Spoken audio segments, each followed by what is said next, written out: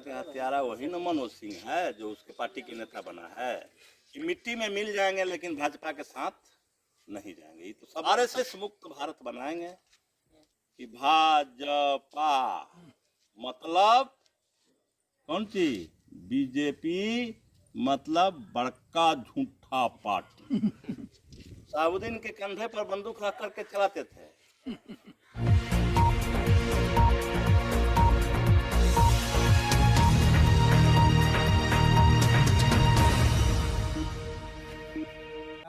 और आप आज देख रहे हैं आर्य न्यूज कौन होगा विधायक। इस सीरीज में आज सिवान जिला के दरौली विधानसभा पहुंचा है और यहां हम बात करेंगे जो महागठबंधन के प्रत्याशी हैं, उम्मीदवार हैं और वर्तमान में यहां के विधायक हैं जिनका नाम है सत्यदेव राम। आज उनसे हम बात करेंगे कि इनका क्षेत्र में इनसे जनता से क्या सहयोग मिल रहा है, जनता से संपर्क बना रहे हैं तो इनके प्रति क्या उत्साहित है जनता, या वोट करेंगे या फिर इनको एक बार और अपना बतौर विधायक चुनकर विधानसभा भेजती है नहीं भेजती है। इसी क्रम में हम इनसे आज बात करेंगे। विधायक जी, आपका मेरे चैनल में स्वागत है। आपके चैनल के माध्यम से आपका भी स्वागत है, दरौली विधानसभा की जनता का भी स्वागत है, बिहार के मतदाताओं का भी स्वागत है। आप वर्तमान में विधायक हैं यहाँ के, अगर बतौर विधायक फिर यहाँ की जनता चुनती है तो कौन सा ऐसा काम रह गया है जो आप पूरा करेंगे? देखिए, हमने 2015 का चुनाव लड़े। उस समय चुनाव के पहले हमने किसानों की गोष्ठी बुलाई थी प्रखंड स्तर पर। हमने नौजवानों के मीटिंग किया था, हर तबके की हमने मीटिंग की थी और उनके सवालों को पूछा था और लोगों ने बेबाकी से अपना सवाल रखा था और हमें वोट दिया, मैं जीत गया। अब दुखद बात है कि 2 साल तक मेरा समय जेल में ही कट गया। लोगों ने फर्जी मुकदमा करके जेल में रख दिया, लेकिन जेल से निकलने के बाद हमने किसानों के सवाल पर, नौजवानों के सवाल पर, महिलाओं के सवाल पर हमने काम की शुरुआत की और कृषि के क्षेत्र में ये मेरे विधानसभा में जितनी नहर है हमने सभी नहरों को कंक्रीट कराने के लिए स्वीकृति दिलवा दी, जिसमें लगभग 500 करोड़ की राशि लगी है। अब संवेदक काम में थोड़ा लापरवाही बरता, विभाग उसको काली सूची में डाल दिया। अब वो फिर हाईकोर्ट गया है। अभी कोरोना वायरस के चलते कोर्ट इधर बहुत रेगुलर नहीं चल पाया, मामला थोड़ा लंबित है। अब कोर्ट धीरे धीरे रेगुलर हो रहा है और वो बहुत जल्द 10-15 दिन, महीना दिन के अंदर में वो फैसला हो जाएगा और किसानों के ये काम जो अभी अधूरा रह गया है हम उसको पूरा करेंगे, कंक्रीट कराएंगे, सभी नहरों को कंक्रीट करा करके और पानी समय से देने का काम करवाएंगे। दूसरी जो बात है युवाओं की, तो हमने युवाओं से, कुछ लोगों ने खेल के मैदान की बात कही थी, शिक्षा में सुधार की बात कही थी, हमने रोजगार की बात कही थी। हमने इस सवाल पर भी काम किया।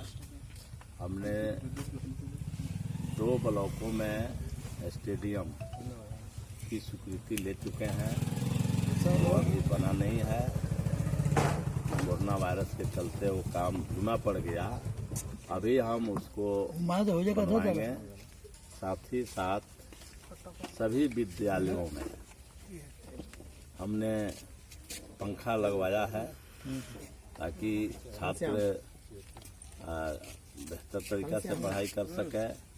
हमने इस जिला में जो शिक्षा विभाग के तरफ से 22 उच्च विद्यालय सह इंटर कॉलेजों के लिए भवन की स्वीकृति मिली है, तो उसमें से हमने 9 दरौली विधानसभा में ही भवनों की स्वीकृति ली है और बाकी में ही सब विधानसभा है। तो मैं ये सब पर काम करते आ रहा हूँ।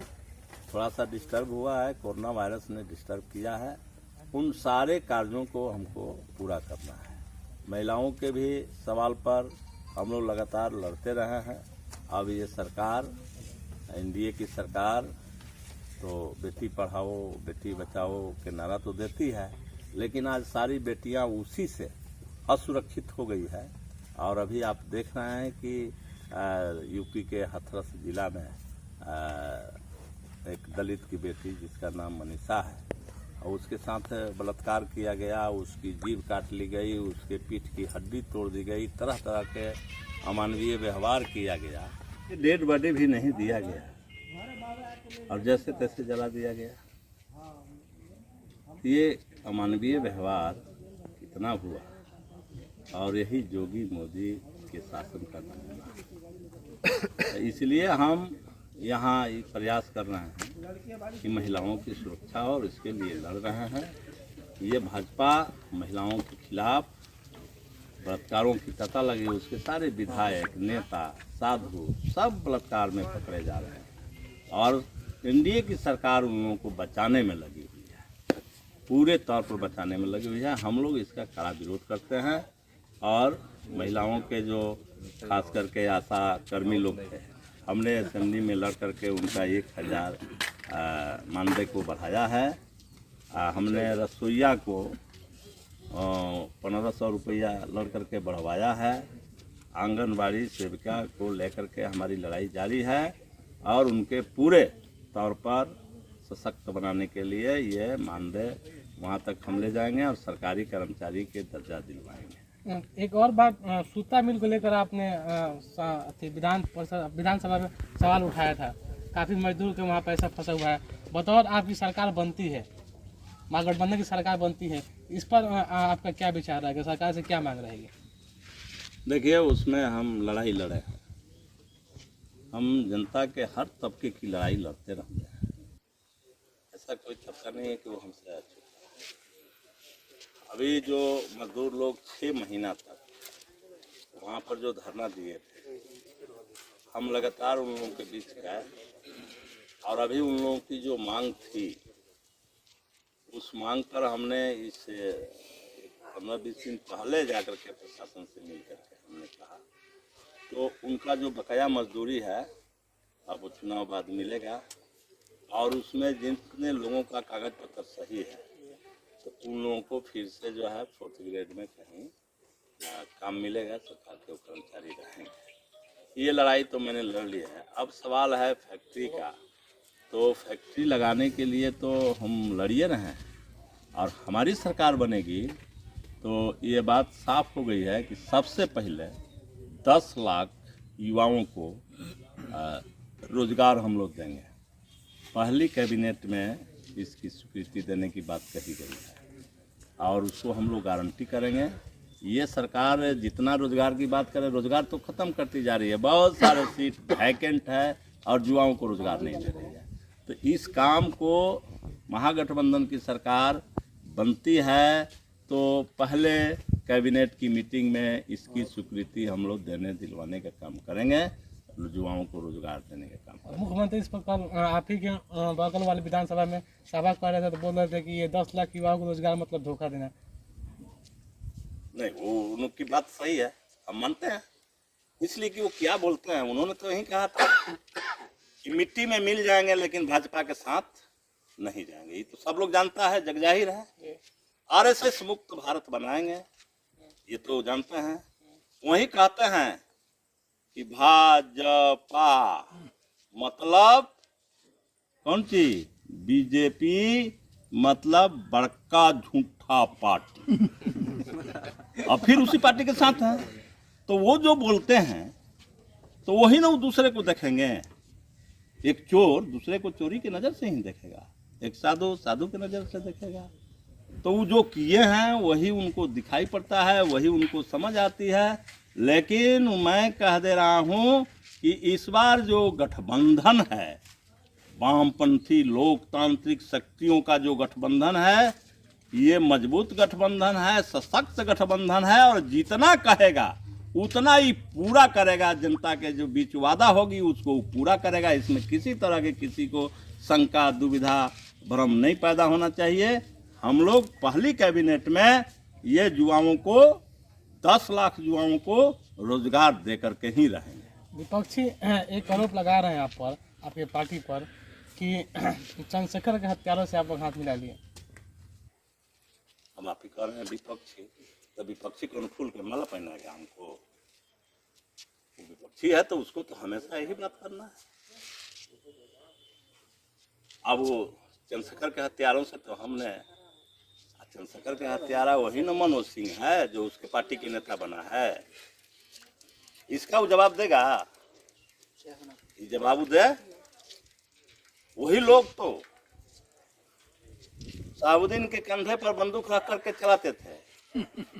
वही लोग तो सदियों से हमारे बाप दादा को प्रताड़ित करते आए हैं। वही लोग तो गरीबों के मजदूरी नहीं देते हैं। वही लोग तो जो भी धर्मजरुआ जमीन है उस पर कब्जा जमा रखे हैं और आए दिन वही लोग अत्याचार करते हैं। क्या करना वो चाहते हैं? अपना इतिहास देखे पहले, कितना जो है लोगों के साथ कुकर्म किया है। जब राजद और माले दोनों भाई मिल गया तो पेट में दर्द हो रहा है। अब उनको याद आ रहा है कि जे चंद्रशेखर के हत्यारा, इसके पहले वो क्या किए हैं?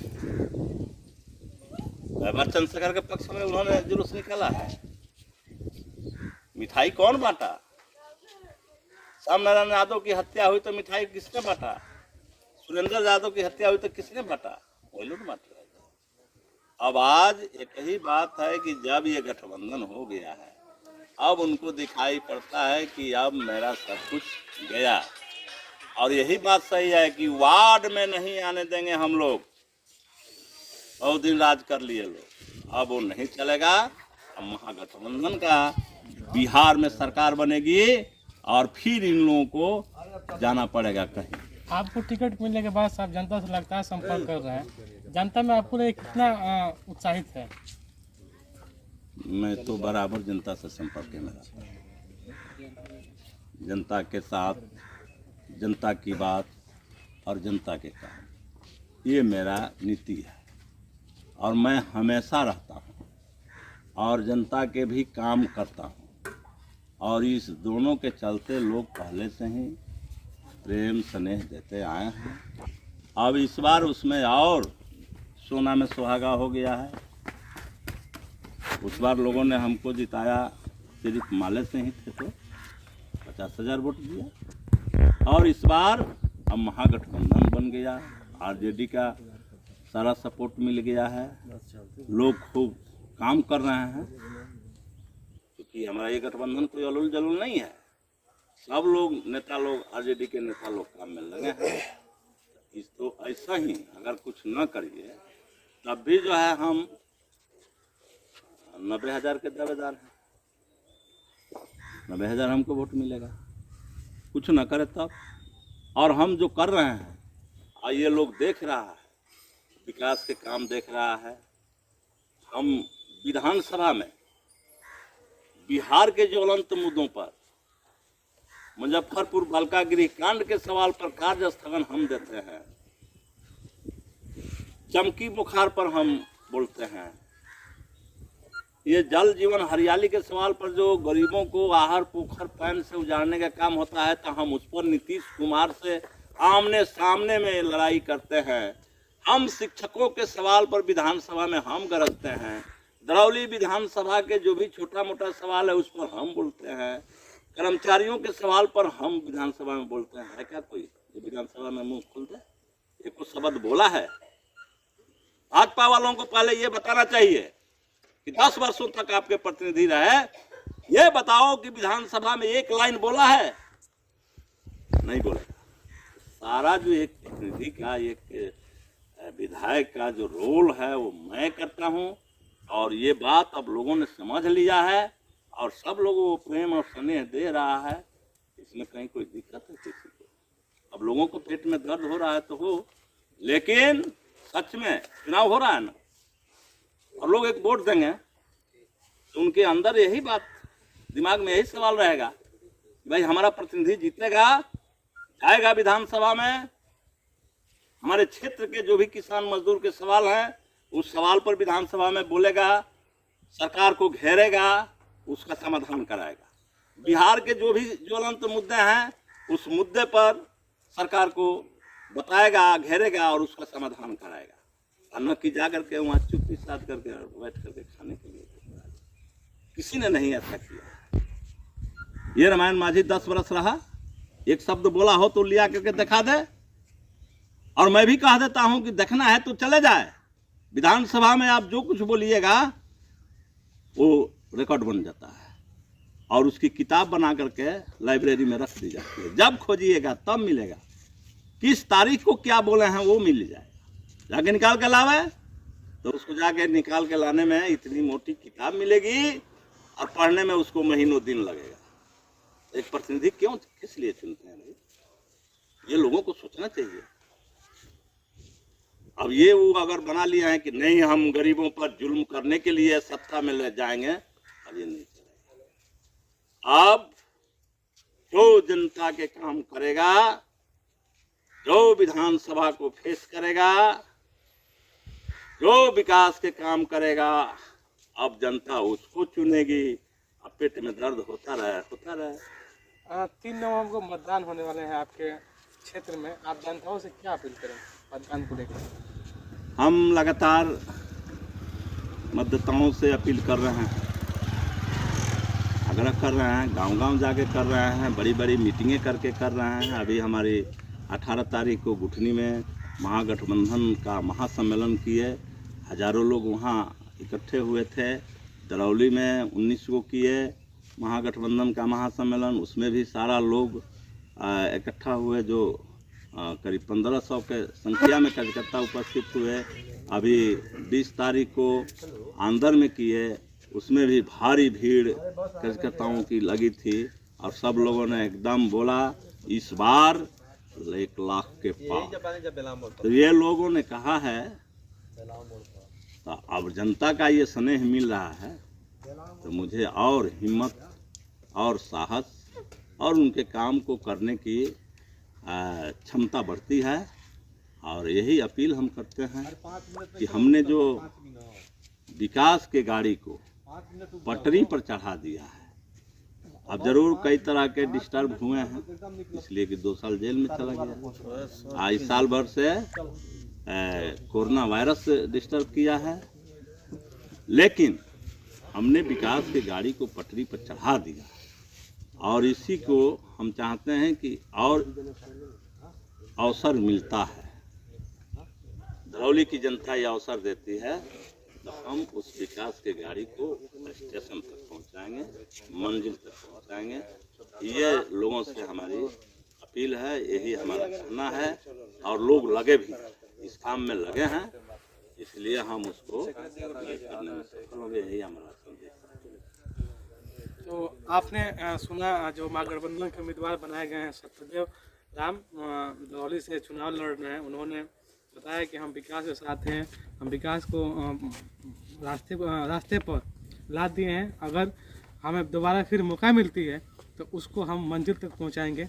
अब आने वाला समय बताएगा, 10 तारीख को पता चलेगा कि जनता अपना इनको बतौर विधायक चुनती है या किसी और पर भरोसा जताती है। आप देख रहे हैं RN न्यूज़। आगे हम फिर आपसे मुलाकात कराएंगे किसी और विधायक से, जो उनका क्या स्लोगन है और जनता से क्या अपील है।